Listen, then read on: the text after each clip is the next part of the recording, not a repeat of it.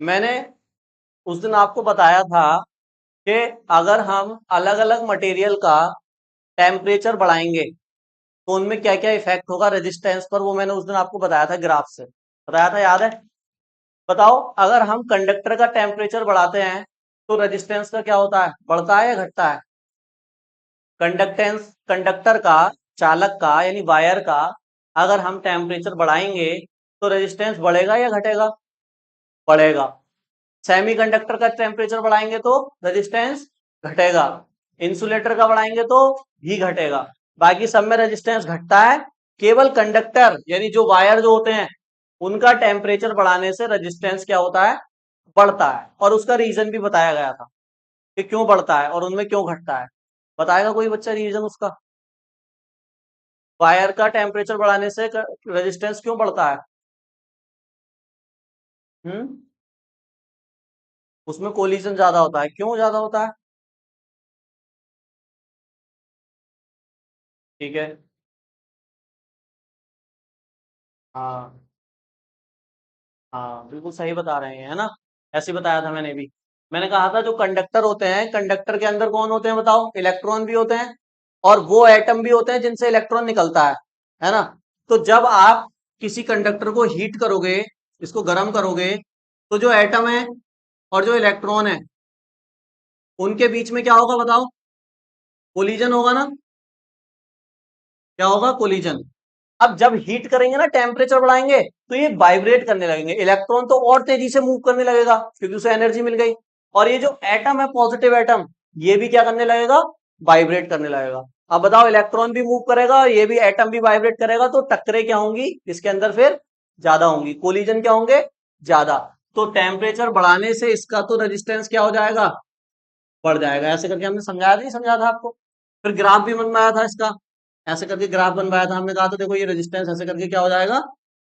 बढ़ जाएगा। अगर टेम्परेचर बढ़ाओगे, ये एक्सिस टेम्परेचर की है, इसको बढ़ाओगे तो रेजिस्टेंस क्या होगा? बढ़ेगा। इंसुलेटर का घटता है और सेमीकंडक्टर का भी घटता है। ये इंसुलेटर का ग्राफ है, ये सेमीकंडक्टर का है और ये कंडक्टर का है। उनमें क्यों घटता है उसका भी हमने रीजन आपको बताया था। सेमीकंडक्टर में क्यों घटता है और इंसुलेटर में क्यों घटता है वो भी बताया था।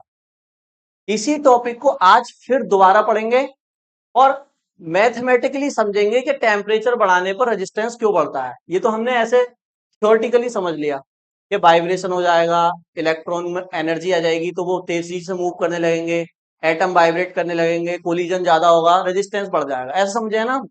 मैथमेटिकली समझेंगे, फॉर्मूले के द्वारा समझेंगे कि रेजिस्टेंस एक्चुअल में कैसे बढ़ भी रहा है मैथमेटिकली या नहीं बढ़ रहा है। बात समझ में आ गई? तो हेडिंग डालो। और हाँ, अगर टेम्परेचर बढ़ाने से रेजिस्टेंस बढ़ रहा है तो उसको कैलकुलेट कैसे करेंगे? मान लो हमने किसी वायर का टेम्परेचर 10 डिग्री सेल्सियस बढ़ा दिया, तो कितना रेजिस्टेंस बढ़ा? उसको कैलकुलेट करें, उसको कैलकुलेट भी तो करना है। तो उस बढ़े हुए रेजिस्टेंस को निकालने का आज तरीका भी समझें, ठीक है?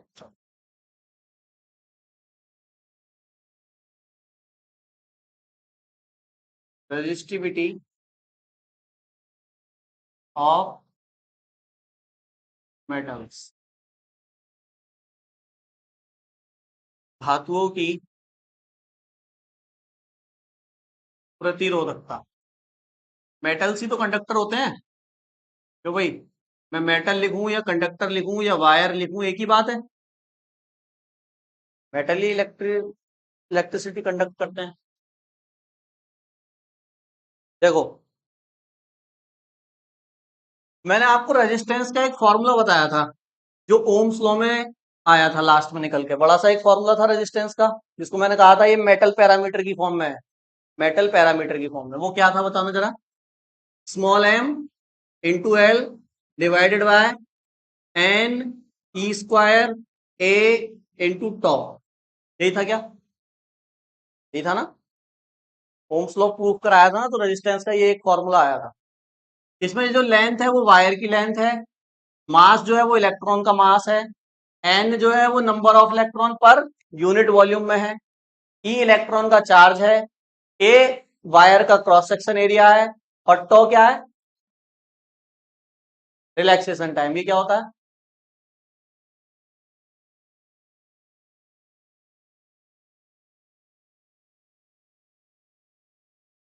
रुकता है, रुकने वाला टाइम है ये।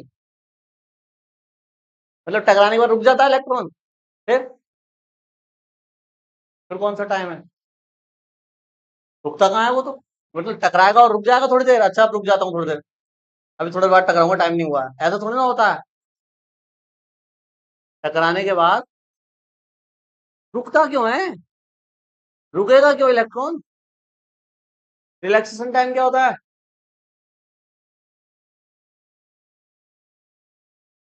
हाँ, दो कोलिजन के बीच में टाइम लगेगा ना। मान ले एक कोलिजन हुआ, अब दूसरा कोलिजन जब होगा तो थोड़ा सा चलेगा ना इलेक्ट्रॉन, चलने में डिस्टेंस कवर करेगा, डिस्टेंस कवर करेगा तो टाइम तो लगेगा, उस टाइम को बोल रहे हैं रिलैक्सेशन टाइम।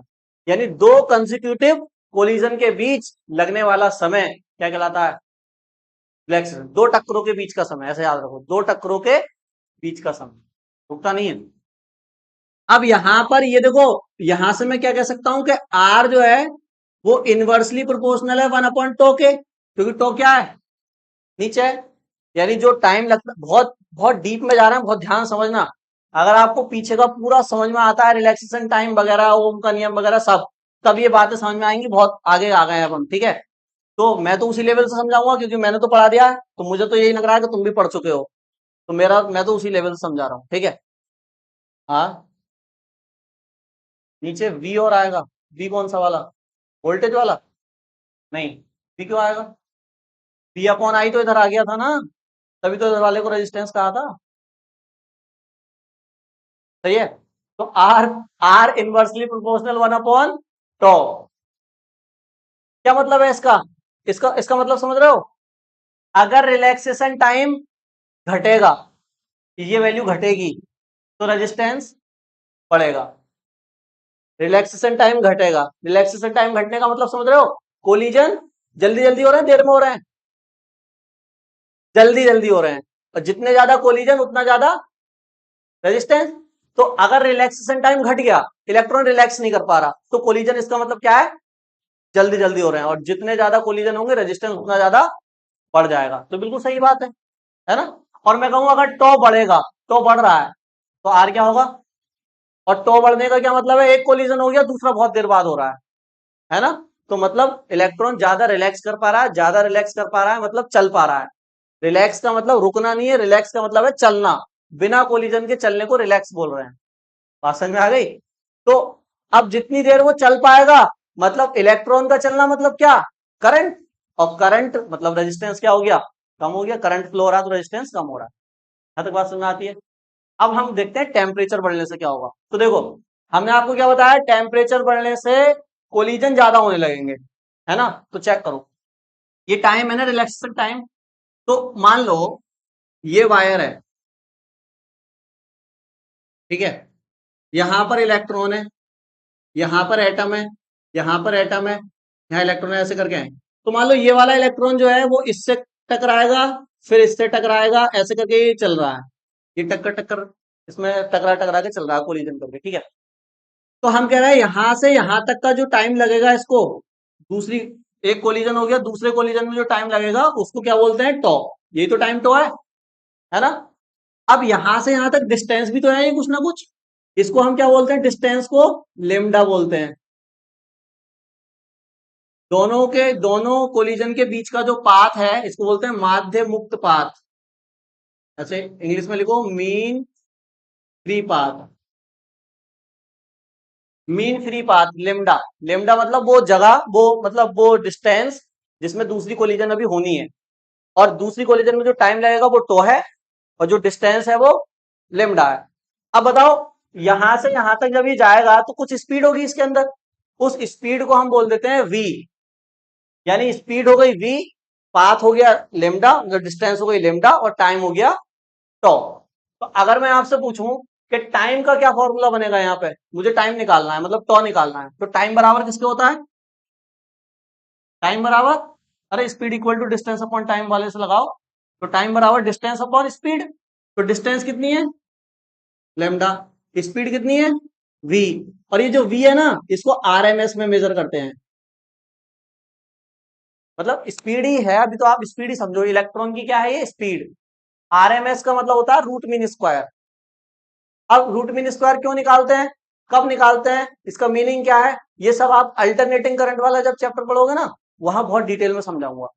अभी आप मान के चलें कि जो Vrms है, ये इस इलेक्ट्रॉन की क्या है, स्पीड है।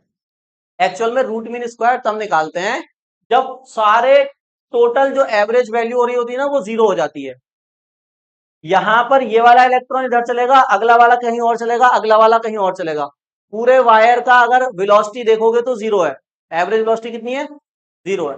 जब एवरेज वेलोसिटी जीरो हो जाती है या कोई भी एवरेज वैल्यू जीरो हो जाती है, तो वहां पर फिर निकालते हैं रूट मीन स्क्वायर वैल्यू, क्योंकि एवरेज तो जीरो हो गया। अब क्या करें, तो रूट मीन स्क्वायर निकालेंगे। वो और डिटेल में वहां समझेंगे, अल्टरनेटिंग करें, ठीक है। तो समझ गए, ये कोलिजन की डिस्टेंस है लेमडा, कोलिजन में जो टाइम लगा वो टो, और मैंने यहां पे मान ली इलेक्ट्रॉन की स्पीड कितनी, Vrms। तो रिलैक्सेशन टाइम का क्या फॉर्मूला आया, time equal to distance upon speed. Distance है लेमडा, स्पीड है ये इलेक्ट्रॉन की स्पीड है, ठीक है। इस टो की वैल्यू को यहां पर पुट करो जरा, इस टो की जगह, तो क्या आएगा बताओ, आर प्रोपोर्शनल, टो की वैल्यू क्या है, लेमडा अपॉन Vrms। ये Vrms कहां चला जाएगा, ऊपर। तो आर प्रोपोर्शनल किसके आया, R proportional Vrms divided by क्या, लेमडा। अब बताओ, हमने जो बताया था टेम्परेचर बढ़ने पर क्या हो जाएगा, रेजिस्टेंस बढ़ जाएगा। यहां से बात प्रूफ हो गई, वो कैसे प्रूफ हो गई, जब टेम्परेचर बढ़ाओगे तो इलेक्ट्रॉन को क्या मिलेगी, एनर्जी। एनर्जी मिलेगी तो वो तेजी से मूव करेगा, नहीं करेगा, मतलब उसकी स्पीड क्या हो जाएगी, बढ़ जाएगी। स्पीड बढ़ने का मतलब क्या बढ़ जाएगा, उसका जो Vrms है वो बढ़ जाएगा। अब अगर ये चीज बढ़ेगी तो ये डायरेक्टली प्रोपोर्शनल किसके है, तो रेजिस्टेंस भी क्या हो जाएगा। ये हमने मैथ से फॉर्मूले का यूज करके प्रूफ कर दिया कि रेजिस्टेंस टेम्परेचर बढ़ने पे बढ़ जाएगा। बात समझ में आ गई, जल्दी से नोट करो इसको। ये हमने मैथमेटिकली प्रूफ कर दिया भाई कि टेम्परेचर बढ़ाओगे तो Vrms बढ़ जाएगा, दैट इज स्पीड बढ़ जाएगी इलेक्ट्रॉन की, और स्पीड बढ़ने से रेजिस्टेंस बढ़ जाएगा, क्योंकि दोनों डायरेक्टली क्वेश्चन, ठीक है। लिख दो इसके नीचे एक लाइन। देखो, इससे यह सिद्ध होता है कि इससे यह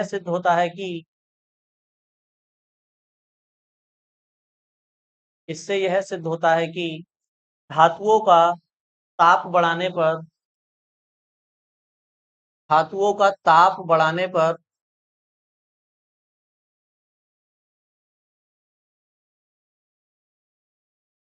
उनका प्रतिरोध बढ़ जाता है।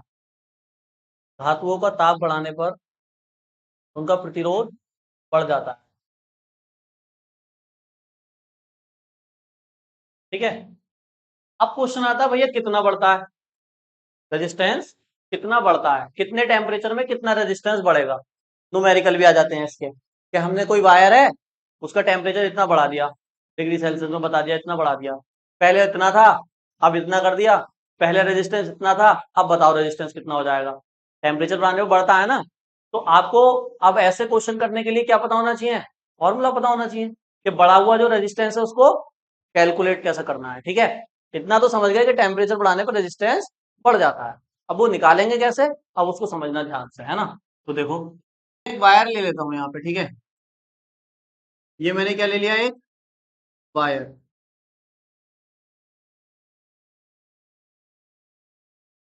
इस वायर का अभी इनिशियली हम देख रहे हैं, तो जो स्पेसिफिक कंडक्टेंस है वो तो है रो 1। रो 1 क्यों बोल रहे हैं, क्योंकि अभी टेम्परेचर बढ़ाएंगे तो ये चेंज हो जाएगा, ठीक है। और जो रेजिस्टेंस है इसका वो है R1। इन दोनों में तो डिफरेंस पता है ना, रो 1 में R1 में। आर बोलते हैं पूरे वायर के रेजिस्टेंस को, रो जो है वो स्पेसिफिक रेजिस्टेंस है, कुछ लेंथ और यूनिट लेंथ और यूनिट क्रॉस सेक्शन एरिया, ठीक है। और मैंने मान लिया इस वायर की लेंथ कितनी है, L है, और क्रॉस सेक्शन कितना है, A है, ठीक है। अब मैंने इसका क्या कर दिया, टेम्परेचर बढ़ा दिया, इसको गर्म कर दिया। अब जब मैंने इसको गर्म किया तो इसका जो रेजिस्टेंस है, स्पेसिफिक रेजिस्टेंस, वो कितना हो गया, रो 2, और जो रेजिस्टेंस है वो कितना हो गया, R2। चेंज हो गए। क्या लेंथ पे और एरिया पे कोई फर्क पड़ेगा, नहीं पड़ेगा, है ना। गर्म ही तो कर रहा है, पिघला थोड़ा ना रहा है उसे, इतना भी ज्यादा गर्म नहीं करता है ना, कि करंट ही फ्लो ना हो, मतलब थोड़ा सा हीट करा है ना, ठीक। तो ए और एल क्या रहेंगे, सेम रहेंगे। चेंज क्या हो जाएगा, ये रो 1 R1 था पहले, और रो 2 R2 हो गया बाद में। अब जो बढ़ा हुआ रेजिस्टेंस है वो हमें कैलकुलेट करना है, ये तो करना है ना, ठीक है। तो देखो, अब मतलब आपको निकालना क्या है, आपको निकालना है R2 माइनस R1। जो रेजिस्टेंस बढ़ गया है उसमें से अगर पहले वाला हम माइनस कर देंगे तभी तो बढ़ा हुआ रेजिस्टेंस निकलेगा ना। जैसे फॉर एग्जांपल टेम्परेचर देने पर इसका रेजिस्टेंस 10 से 50 ओम हो गया, पहले 10 ओम था, टेम्परेचर दिया 50 हो गया, तो 40 बढ़ गया ना। तो कैसे निकाला, 50 माइनस, यानी R2 माइनस R1। अब ये ऐसे इतना सीधा नहीं निकलेगा है ना, क्योंकि डिपेंड कर रहा है टेम्परेचर पे, और भी किसी चीज पे डिपेंड करेगा। तो देखो, पहली बात ये है कि ये जो R2 माइनस R1 है, जो रेजिस्टेंस आपका बड़ा है, ये डायरेक्टली प्रोपोर्शनल होगा R1 के। ये बताओ, ये बात समझ में आई नहीं आई? क्या कह रहे हैं हम, R1 क्या है, इनिशियल जो पहले था। अगर पहले आपका रेजिस्टेंस कुछ था, मान लो 10 ओम था, आपने टेम्परेचर दिया, वो कितना हो गया, 20 ओम हो गया मान लेते हैं। 10 से कितना हो गया, 20, कितना बड़ा, 2 गुना हो गया ना, मतलब डबल हो गया ना। यानी अगर टाइम्स में पूछा जाए तो 2 गुना बड़ा है। पहले 10 था, टेम्परेचर देने पर कितना हो गया, 20 हो गया। 10 कौन है, R1 है ना, और जो 20 है वो कौन है, R2 है। बात समझ में आती है यहाँ तक? अब मैं कह रहा हूं जो तू R2 माइनस R1 है वो R1 पे डिपेंड करेगा। यानी जो 10 आपने लिया था, मान लो मैं 10 की जगह 100 ले लेता, इनिशियल रेजिस्टेंस कितना ले लेता, 100, टेम्परेचर बढ़ाने पे 2 गुना हो जाता, तो कितना हो जाता, 200। अब कितना बढ़ा, 100 बढ़ा, पहले कितना बढ़ा था, 10 बढ़ा था। तो अगर इनिशियली रेजिस्टेंस आपका कम है तो बढ़ेगा भी कम, और इनिशियली रेजिस्टेंस ज्यादा है तो बढ़ेगा भी ज्यादा, जाहिर सी बात है। तो जो R2 माइनस R1 है वो किस पे डिपेंड करेगा, कि पहले से आपका रेजिस्टेंस कितना है। अगर पहले वाला रेजिस्टेंस ज्यादा होगा तो वो बढ़ेगा भी फिर क्या, ज्यादा, और अगर पहले वाला रेजिस्टेंस कम है तो वो बढ़ेगा भी क्या। ये बात समझ में आ गई, ये लाइन समझ में आ गई क्या लिखी है। R2 माइनस R1 किस पे डिपेंड करेगा, R1 पे, पहले से कितना रेजिस्टेंस, कम है तो कम बढ़ेगा, ज्यादा है तो ज्यादा बढ़ेगा। पहली बात तो ये, ठीक है। दूसरा किस पे डिपेंड करेगा ये बढ़ा हुआ रेजिस्टेंस, तो R2 माइनस R1 जो है ना वो डिपेंड करेगा T2 माइनस T1 पर। T1 क्या है, जो पहले टेम्परेचर था, T2 क्या है, जो आपने बाद में कर दिया।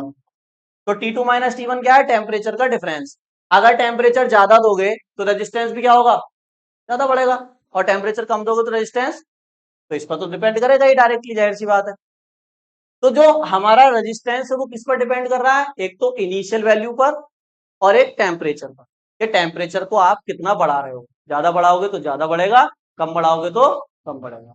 और इनिशियल रेजिस्टेंस पर, के पहले रेजिस्टेंस अगर कम था तो बढ़ेगा भी कम, पहले अगर रेजिस्टेंस ज्यादा है तो बढ़ेगा भी ज्यादा। बात समझ में आ गई, ठीक है। इन दोनों बातों को अगर मैं मिला दूं आपस में तो क्या होगा, देखो, तो आएगा R2 माइनस R1। इनको मिलाने का मतलब ये है कि R1 और T2 माइनस T1 दोनों एक ही इक्वेशन में लिखो। ये तो दोनों सेम ही है तो इसको लिखा मैंने, और यहाँ पे ये R1 पर भी डिपेंड कर रहा है, T2 माइनस T1 पर भी कर रहा है, तो दोनों को एक साथ ही लिख दिया मैंने, R1 और T2 माइनस T1। अब ये प्रोपोर्शनल का साइन हटाते हैं तो क्या लगता है, कांस्टेंट लगता है ना एक, तो इक्वल लगाएंगे और यहाँ पे कांस्टेंट लगेगा अल्फा। ये प्रोपोर्शनल है और ये अल्फा है, इसको प्रोपोर्शनल में समझ लेना। अल्फा और अच्छे से बना दूं क्या, अब सही है, ठीक है। तो ये अल्फा है, ये क्या है, अल्फा, इसका भी नाम बताऊंगा। तो अल्फा R1 और T2 माइनस T1, ठीक है। यहां से अगर अल्फा की वैल्यू निकालोगे तो क्या आएगी, ये पूरा टर्म कहां चला जाएगा, इसके नीचे। तो अल्फा की जो वैल्यू आएगी वो कितनी आएगी बताओ, R2 minus R1 divided by R1 T2 minus T1। ये अल्फा का फॉर्मूला आया। अब ये अल्फा है क्या, तो अल्फा जो है ना ये है टेम्परेचर रेजिस्टिविटी कांस्टेंट, रेजिस्टिविटी यानी ताप प्रतिरोध या ताप प्रतिरोधकता गुणांक, ठीक है। ये अल्फा की वैल्यू आप यहां से निकाल सकते हो। अल्फा आप बताता क्या है वो अभी बताऊंगा, पहले इतना नोट करो।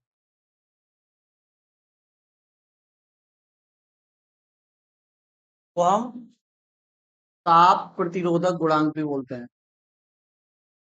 ताप प्रतिरोधक गुणांक, ठीक है। टेम्परेचर कोफिशिएंट ऑफ रेजिस्टेंस हो गया यहां तक। आप समझो ये अल्फा क्या बताएगा, देखो इधर मैंने बताया अल्फा एक कांस्टेंट है, ठीक है। जब हमने ये प्रोपोर्शनल का साइन हटाया तो अल्फा आया, और अल्फा का नाम क्या है, ताप प्रतिरोधक गुणांक। अभी क्या बताता है देखो समझो।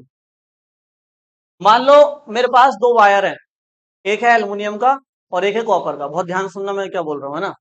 एक एल्युमिनियम का वायर है और एक कॉपर का वायर है। दोनों का इनिशियल रेजिस्टेंस क्या है, सेम है। मतलब R1 की वैल्यू क्या है, दोनों की सेम है। जितना उसका रेजिस्टेंस था उतना उसका था। दोनों का इनिशियल टेम्परेचर यानी T1 भी क्या है, दोनों का सेम है। और दोनों को मैंने सेम टेम्परेचर दिया, मतलब दोनों को सेम हीट दी मैंने गर्म करने के लिए। तो मतलब T2 भी सेम हो गया, R1 भी सेम है, T1 भी सेम है, और दोनों को टेम्परेचर भी कैसा दिया गया है, सेम। तो T2 भी क्या है, सेम है। अब नीचे वाली तीनों वैल्यू सेम है। अब मैं देखूंगा कि जो रेजिस्टेंस बढ़ेगा वो कौन से वायर का ज्यादा बढ़ा, एल्युमिनियम का ज्यादा बढ़ा या कॉपर का ज्यादा बढ़ा। तो निकालने के लिए क्या करूंगा, R2 माइनस R1। मतलब एल्युमिनियम का R2 कितना हो गया और R1 कितना था, कॉपर का R2 कितना हो गया और R1 कितना था। ये जब वैल्यू मैं निकालूंगा तो यहां से मुझे पता चलेगा जिसमें अल्फा की वैल्यू ज्यादा आएगी उसका रेजिस्टेंस क्या होगा, ज्यादा बढ़ गया। क्योंकि देखो ये वाली वैल्यू तो सेम हो गई ना। अब मान लो कॉपर का ज्यादा बढ़ा है तो R2 माइनस R1 कॉपर का क्या आएगा, ज्यादा आएगा। और अगर सिल्वर का ज्यादा बढ़ा है तो R2 माइनस R1 सिल्वर का क्या आएगा, ज्यादा आएगा। मतलब उसकी अल्फा की वैल्यू ज्यादा आएगी।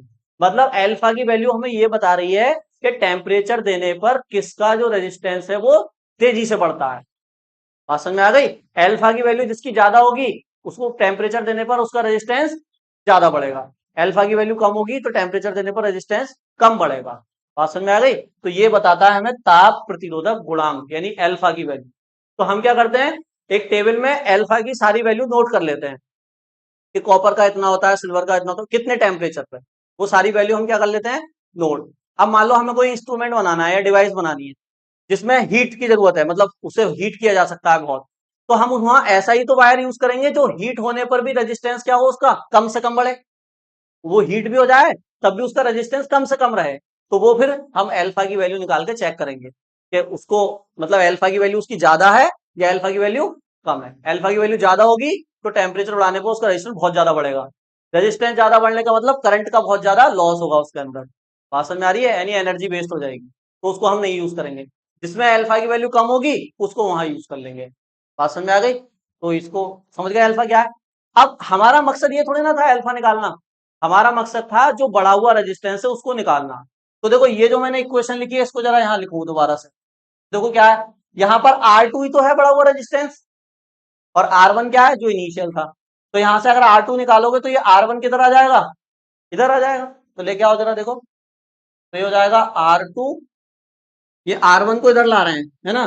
तो R2 ऐसे लिखो, R2 is equal to R1, R1 positive हो गया, प्लस अल्फा R1 ब्रैकेट में T2 माइनस T1। कौन कॉमन है यहां से बताओ, R1 कॉमन है। तो R1 मैंने कॉमन ले लिया, अंदर क्या आया, यहाँ क्या बचा 1, यहाँ क्या बचा अल्फा T2 माइनस। इस फॉर्मूले से आप क्या कैलकुलेट कर सकते हो, R2। R2 मतलब जो रेजिस्टेंस बढ़ा है वो। R1 की वैल्यू आपको क्वेश्चन में देगा कि एक वायर है इसका रेजिस्टेंस इतना है अभी। टेम्परेचर भी आपको देगा कि अभी इतना है, 20 डिग्री सेल्सियस हमने बढ़ाया है ना। तो T1 जो जितना है उसका, T2 जितना बढ़ाया है, अल्फा की वैल्यू वो देगा कि इस मटेरियल की अल्फा की वैल्यू इतनी है, मतलब इसका टेम्परेचर ऐसे ऐसे बढ़ता है। अल्फा ये तो बताता है, सारी वैल्यू पुट करोगे पता चल जाएगा कितना रेजिस्टेंस उसका बढ़ा है। बात समझ में आ गई, नोट करो करो। तो भाई हो गया, देखो जरा इधर। इस फॉर्मूले को हम रजिस्टिविटी में भी कन्वर्ट कर सकते हैं, रो 1 रो 2 में भी। अभी यहाँ क्या लिखा हुआ है, R2 R1। आप इसको रो 2 रो 1 में भी कन्वर्ट कर सकते हो। मान लो आपसे स्पेसिफिक रेजिस्टेंस पूछ लिया, टेम्परेचर बढ़ाने के बाद पूछ लिया कि जो टेम्परेचर हमने बढ़ाया है जिस वायर का उसका स्पेसिफिक रेजिस्टेंस कितना हो जाएगा। ऐसे भी पूछ सकते हैं, जरूरी नहीं रेजिस्टेंस ही पूछे। तो देखो स्पेसिफिक रेजिस्टेंस निकाल सकते हैं, कैसे करेंगे? आप जानते हैं रो का फॉर्मूला क्या होता है, आर ए बाय एल, यही होता है रो का स्पेसिफिक रेजिस्टेंस का फॉर्मूला। तो यहां से अगर रो 1 निकालोगे तो ये क्या हो जाएगा, आर ए और एल तो सेम है, ए और एल तो सेम है। ऐसे ही रो 2 निकालोगे तो क्या हो जाएगा, आर टू और ए एल। बात समझ में आ गई? यहां से आर वन निकालो जरा, आर वन की वैल्यू, तो देखो आर वन क्या आएगा, ये एल इंटू में जाएगा ए इसके, तो रो 1 एल डिवाइडेड बाय, सही है, सब समझते हो ना? ये एल मल्टीप्लाई में गया और ये मल्टीप्लाई वाला कहाँ गया, इसके डिवाइड में। आर टू बताओ, आर टू क्या होगा, rho two L divided by R one. R two की वैल्यू यहाँ रख दो, यहाँ आर टू की जगह रख दो, यहाँ आर वन की जगह रख दो, देखो कुछ नहीं होगा, उससे वो कैंसिल हो जाएगा, वही आ जाएगा। आर टू कितना है बताओ, rho two L by A. R one कितना है, rho one L by A, बाकी तो सब सेम ही है, T two minus T one. तो देखो एल से ए से फिर सेम है, टेम्परेचर बढ़ाने पे इसमें थोड़ा सा फर्क पड़ेगा कुछ। तो देखो वही फॉर्मूला आया है, तो rho two is equal to rho one, Rohan नहीं रो वन है ना, 1 प्लस एल्फा और टी टू माइनस, बस आर टू आर वन की जगह क्या आ गए हैं, रो टू रो वन। ठीक है, नोट करो तो लिखे गए हैं यहाँ पर, इनके बारे में बताओ जरा, बताओ आर वन क्या है, आर वन इनिशियल रेजिस्टेंस, जब टेम्परेचर नहीं बढ़ाया है तब वायर का जो रेजिस्टेंस है वो क्या है, आर वन। तो इसको हम क्या लिखते हैं, इनिशियल रेजिस्टेंस। समझते हैं ना इनिशियल का मतलब, अरे हाँ या ना? आर टू बताओ, टेम्परेचर देने के बाद जो उसका फाइनल रेजिस्टेंस हो गया है वो है ना, यानी बड़ा बड़ा हुआ रेजिस्टेंस, इसको हम क्या लिख देते हैं, फाइनल रेजिस्टेंस। ठीक है, अच्छा एल्फा को तो जानते ही हैं, ये क्या है, टेम्परेचर कांस्टेंट ऑफ रेजिस्टेंस है ना, ये टेम्परेचर कोफिशिएंट ऑफ रेजिस्टेंस। इसको चलो कॉफी ऐसे लिख देते हैं, कांस्टेंट है ये, वहां लिख दिया है उसके बारे में नाम वगैरह है ना। अच्छा बताओ टी टू क्या है भाई, टी टू, तो चलो पहले टी वन बताओ, टी वन कौन सा टेम्परेचर है, इनिशियल टेम्परेचर जो वायर अभी है ना, तो इनिशियल टेम्परेचर। और टी टू क्या है, टी टू वो टेम्परेचर है जो उसका फाइनल हो गया है ना, बड़ा जो दिया हमने, तो फाइनल टेम्परेचर। यहां तक बात समझ में आती है? सेम आर वन को जो रो वन की भी क्या है, इनिशियल रेजिस्टिविटी, और रो टू क्या है, फाइनल रेजिस्टिविटी, जो चेंज हो गई है बाद में। ये लिख लो इनके बारे में, पढ़ो जरा, एनसीईआरटी क्वेश्चन 3.5 पढ़ो जरा।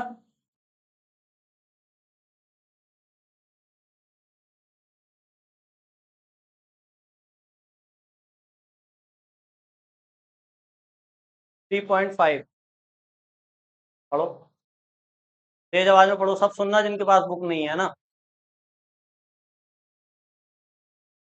3.5 हाँ, हाँ ठीक है, हाँ, हम्म, सही है, हम्म, कितना है, 1.7 10⁻⁴ डिग्री सेल्सियस को, सॉरी डिग्री सेल्सियस इनवर्स है ना। तो समझ में आया क्वेश्चन क्या बोला है, समझ में आया? देखो मैं पढ़ देता हूँ एक बार, कह रहे हैं रूम टेम्परेचर पर यानी कमरे के ताप पर, और कमरे का ताप हम 25 से 30 के बीच में मानते हैं, नहीं दिया होता है तो 25 मान लेते हैं, इन्होंने दे दिया 27 है, 25 के 30 के बीच का कमरे का टेम्परेचर माना जाता है ना, रूम टेम्परेचर। तो कह रहे हैं रूम टेम्परेचर यानी 27 डिग्री सेल्सियस पर किसी तापन अवयव मतलब वही वायर, वायर का जो एलिमेंट है जिसका हम टेम्परेचर बढ़ा रहे हैं, ठीक है, किसी तापन अवयव का प्रतिरोध 100 ओम है, यानी अभी टेम्परेचर बढ़ाया नहीं है, जो रूम टेम्परेचर है उस पर ही उसका रेजिस्टेंस कितना है, 100 ओम है, अभी इनिशियल कंडीशन है ये सारी, ठीक है। आगे बोला है यदि तापन अवयव का प्रतिरोध 117 हो, 100 से कितना हो जाए, 117 हो जाए बढ़कर, तो बताओ कि अब उसका टेम्परेचर क्या होगा। अब जो 117 ओम जो उसका रेजिस्टेंस हो गया है, तो उस समय उसका अब टेम्परेचर कितना है, बात समझ में आ गई। और ये जो दिया है ताप गुणांक के लिए अल्फा की वैल्यू दे रखी, अल्फा की वैल्यू दी हुई है, तो बताओ कैसे करेंगे। गिवन दैट ये हमारे पास वायर है, देखो जरा इधर। अब इनिशियली इसका टेम्परेचर कितना है, मतलब उसको हम T1 कहेंगे, इनिशियल जो टेम्परेचर है उसको। अरे इधर देखो इधर, इनिशियल जो टेम्परेचर है वो T1 है, इनिशियल जो रेजिस्टेंस है वो R1 है, फाइनल जो टेम्परेचर हो गया वो T2, और फाइनल जो रेजिस्टेंस हो गया वो R2, यही तो है। इनिशियल टेम्परेचर कितना है, रूम टेम्परेचर है कितना, 27 डिग्री सेल्सियस, तो T1 कितना हो गया, ठीक है। 27 पे जो R1 है वो कितना है, 100 ओम है। अरे सही है। R2 भी दे दिया कि भाई रेजिस्टेंस बढ़ गया, हमने जब टेम्परेचर बढ़ाया तो रेजिस्टेंस बढ़ गया, कितना हो गया, 100 से 117 ओम बढ़ गया। तो बताओ अब इसका टेम्परेचर कितना है, मतलब क्या पूछा है, T2 पूछा। अरे समझ गए, अल्फा की वैल्यू दी हुई है 1.7 10 की पावर -4 डिग्री सेल्सियस इनवर्स, ठीक है, ये अल्फा की वैल्यू है। तो फॉर्मूला लग जाएगा, डायरेक्ट आंसर आ जाएगा। क्या फॉर्मूला है बताओ, वी नो दैट, अभी जो बताया था, R2 is equal to R1 bracket में 1 प्लस अल्फा T2 माइनस, यहां से क्या निकालना है हमें, इस T2 को निकालना है। करो जरा, कैसे करोगे, मैं निकाल दूं, तो क्यों नहीं निकल रही भाई, तुमसे क्यों नहीं निकल रही वैल्यू T2 की। देखो चलो T2 की वैल्यू निकाल लेते हैं यहाँ से फॉर्मूले से, देखो ऐसे कैसे करोगे, कैसे करोगे। अरे मैथ्स में सॉल्व करी होंगी इक्वेशन, एक्स की वैल्यू फाइंड करना, वाई की वैल्यू फाइंड करना, मल्टीप्लाई वाली चीज डिवाइड में आ जाती है, प्लस वाली माइनस में चली जाती है, तो वही तो लगेगा हमें इस बाकी सारी वैल्यू पता है हमें। तो सबसे पहले ये R1 तो ले हटाओ यहाँ से, ये मल्टीप्लाई में इसके कहाँ आ जाएगा, तो R2 के डिवाइड में कौन आ जाएगा, पहला काम ये करा, यहाँ से R1 हट गया, तो अब क्या बचा यहाँ, 1 प्लस एल्फा और T2 माइनस, यही तो बचे, सही है। अब मैं किसको हटाता हूँ, 1 को, तो 1 यहाँ प्लस में है, इधर आके किस में आ जाएगा, माइनस में, तो देखो R2 upon R1 -1 is equal to, अब क्या बचा है यहाँ पे, एल्फा T2 माइनस, अरे यही बचा, ठीक है। अब इसके नीचे 1 मानो और इसका तो एलसीएम हो जाएगा, तो नीचे क्या आएगा बताओ, R1 क्रॉस करो, R2 माइनस R1, जहां समझ में ना आए तुरंत पूछ लेना, और ये अल्फा T2 माइनस T1, ये ऐसे ही आ गया यहाँ तक, ठीक है। क्या निकल गया T2, अभी नहीं निकला है, अभी ये अल्फा भी तो बचा है, तो जो हाल R1 का हुआ था वही अल्फा का होगा, क्योंकि ये भी मल्टीप्लाई में और ये भी, तो मल्टीप्लाई वाला कहाँ जाएगा, तो R2 minus R1 divided by R1, और इसके मल्टीप्लाई में आ जाएगा ना R1 के अल्फा, सही है। अब इधर क्या बचा, T2 माइनस T1, अब बस इतना ही रहने दो, T1 की यहाँ वैल्यू हम रख देंगे, इसको सॉल्व करके जो आंसर आएगा T1 की वैल्यू उसमें प्लस कर देंगे, तो T2 निकल जाएगा। करना चाहो तो अभी कर लो, लेकिन वो बाद में कर लेना लास्ट में, है ना। यहाँ पर वैल्यू पुट करो सारी, इसको सॉल्व करो, T1 की भी वैल्यू रखो, और फिर जो आंसर आएगा उसमें T1 की वैल्यू ऐड कर देना, तो T2 आ जाएगा निकल के। करो जल्दी, ये वाला आंसर किसका, फर्स्ट वाला तेरा है, ये ठीक है, बाकी सब गलत है, पिछली बार भी इसी का सही गया था, तो मतलब ये घर पे जाके कैलकुलेशन करता है, आप नहीं करते, जो उसकी कैलकुलेशन सही होती जा रही है, आपकी वीक होती जा रही है। अब देखो ये क्यों गलत आया और वो क्यों सही है, देखो बताओ R2 की वैल्यू कितनी है, 117, R1 है 100, मिस्टेक देख लेना कहाँ करी है, और R1 कितना है 100, एल्फा कितना है 1.7 10 की पावर -के, अरे ठीक है, वैल्यू पुट कर रहे हैं, T2 फाइंड करना है, T1 कितना है 27, ठीक है, इसको तो हम लास्ट में लेके आएंगे इधर, पहले इनको माइनस करो। यार कितनी आसान कैलकुलेशन तुम गलत कर रहे हो, बताओ। इनको माइनस करो तो कितना आएगा ऊपर? 17। नीचे क्या है? देखो 100 मतलब 10 की पावर 2, और ये -4, तो -4 में से 2 गया, कितना बचा? 10 की पावर -2, और इक्वल में है T2 - 27। देखो यहां से पॉइंट हटाओ, यहाँ जीरो बढ़ाओ, और 17 धाई 170। 10 की पावर -2 ऊपर जाएगा, यहाँ 1 है, 2 और 1 कितना हो जाएगा? 3। 3 मतलब 1000 इज इक्वल टू T2 - 27। 27 इधर आगे ऐड करोगे 1027 डिग्री सेल्सियस। खत्म। मतलब क्या है इसमें?